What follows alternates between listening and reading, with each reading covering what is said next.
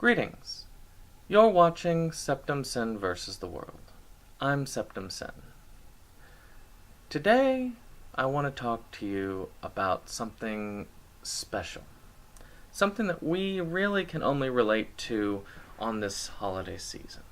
And that is the Christmas feeling. Now, many of you have never felt this, and to that I am genuinely sorry. Because it is a grand feeling. This feeling is a feeling of warmth, a feeling of hope when it comes to mankind, where that negativity, for even a brief moment, fades away, and all you really feel is that feeling of love, togetherness, and just in general joy that comes with the season. As a child, I felt this feeling on a regular basis. I felt it almost every day come December. It was a grand feeling. I couldn't wait for the season. It really was my favorite season of the year. Christmas season still does have that nostalgia for me. That feeling is still there, but as I've gotten older and wiser and unfortunately more grizzled, I guess you could say, by these types of things, that feeling is kind of worn down. Some Christmases have come and gone where I have barely felt it or not felt it at all. So you're probably asking yourself, so where does this review come in? And I say, movies, media, has that power to show us how to feel, to get us to feel emotions that we might not feel on a normal basis, to get us in the right mood. This is why we watch these Christmas films in the season. We want to get in that mood.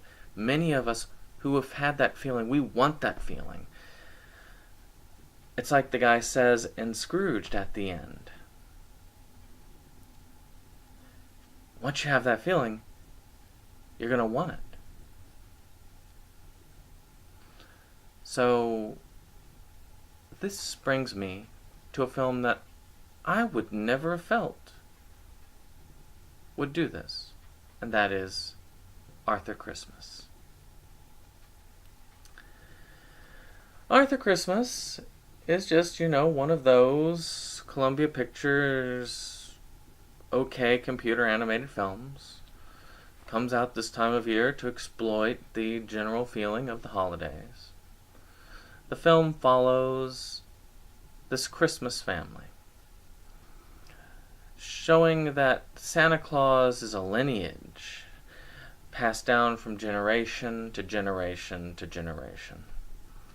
And currently you have this family with this older Grandpa Claus, and you've got the Father Claus, and then you've got the two brothers.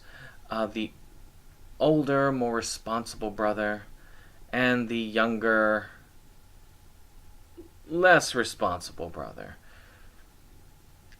Now, old Saint Nick, he's getting on in years, and it's really getting towards that time when he needs to retire. The old ways of doing things, they just don't add up like they used to. And he's having a hard time getting through the tasks. And he's relying more and more on his oldest son to do that work for him. Meanwhile, the oldest son, he's got this thing down to a science. Or so he thinks. During this year's Christmas routine, something goes awry. One child has been missed. And it falls on Arthur Christmas, the younger, less responsible, but more caring brother, to go out and try and deliver this gift so that this girl does not lose out on the meaning of Christmas. So, I'm going to do something different this time. I'm going to actually start on the bad and then move towards the good. And I have a method to my badness, so pardon me on that. The animation is a little dated. Not bad, but, in this day and age we can do so much better. So if you're watching it now, you're of course saying, it's okay. Sort of like when you watch Toy Story, or actually more like Toy Story 2. It's okay, it's good, but it's not like that streamlined stuff we see nowadays from Disney. So, as I turn down this so I'm not getting the glare in the face like I was, I will talk about some of these other aspects. There is, of course, a blatant fall on consumerism, that Christmas is all about gifts. It's all about the toys, getting the right toy, getting the toy appropriately. These are the things that many of these Christmas films do dwell on, that consumerism aspect, and that does bother me. It should bother me more in a lot of aspects, but not so much these days. I'm used to it. And of course, then the story is fairly generic. You've heard this before. You've seen this before in many ways. And some of the characters, like the grandfather, can get a little bit annoying at times. But let's talk about the good. There are many aspects to this that I find interesting for what we have. I didn't expect this when I saw this for the first time, wrapping gifts, which was appropriate because one of the characters is a gift wrapping expert.